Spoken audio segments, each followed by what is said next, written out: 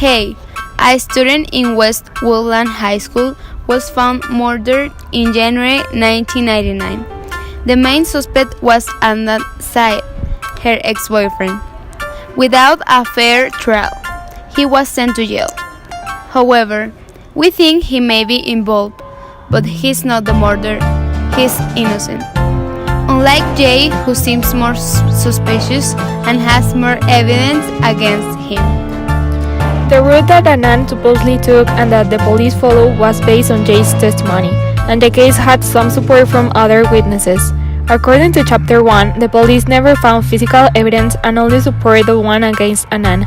They did not pay attention to evidence that made Adnan look innocent. As an example, Ash's testimony of seeing Adnan at the school library that day. The route and situation that we think actually happened is the following. Hayes' murder started at 2:15 after school. She was supposed to meet her new boyfriend Don. Adnan was in Best Buy when he called Jay to meet him. According to Jay's testimony, when he arrived, Hay was there and Adnan as well. How did a murder happen at 2:30 afternoon without anyone noticing, considering it's daytime and people are coming in and out of the store? According to Chapter 2, Jay was the only one to see Adnan and Hayes' body in his car. Later on, Adnan drove Hayes' car with her body in the trunk, and Jay drove Adnan's car to the I-17 park ride. We believe that the locations are true, but the story not completely. We consider that Jay is Hayes' murderer. He needed to tell someone and ask for help. Adnan was at Best Buy and called Jay that day to ask for a ride. Jay took advantage of the situation, and when he arrived, he told Adnan what he had done and got him involved. On the third chapter, we discovered the location where Hay was buried and found, Licking Park Forest. Mr. S found the body in the middle of the woods, in a very mysterious, strange way. He was drunk and was trying to find a place to pee, and after he called the police, they simply took the body without making any test of any kind, without evidence, and Adnan suffered the consequences. After they visited Lincoln Park, they went to Patapsco State Park.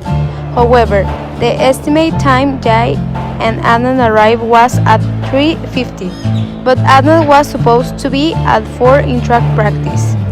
How did Adnan manage to be at two different places, 30 minutes away from each other, on time?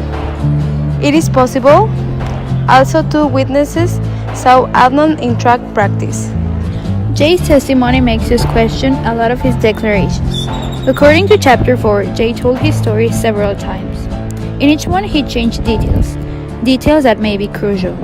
A friend of his, Jen Pusateri, who was also questioned, seemed to be covering for Jay. Unluckily for Jay, she said something that made our theory even stronger. Jay helped Adnan bury the body, but it might have been the other way around. The phone call register was a huge piece of evidence. During the trial, they only checked 4 calls. The rest was ignored. The judges had a lot of information and evidence, but they decided to ignore and just use what would help to incriminate Adnan. Even using Jay as evidence when we think he is Hayes' murderer.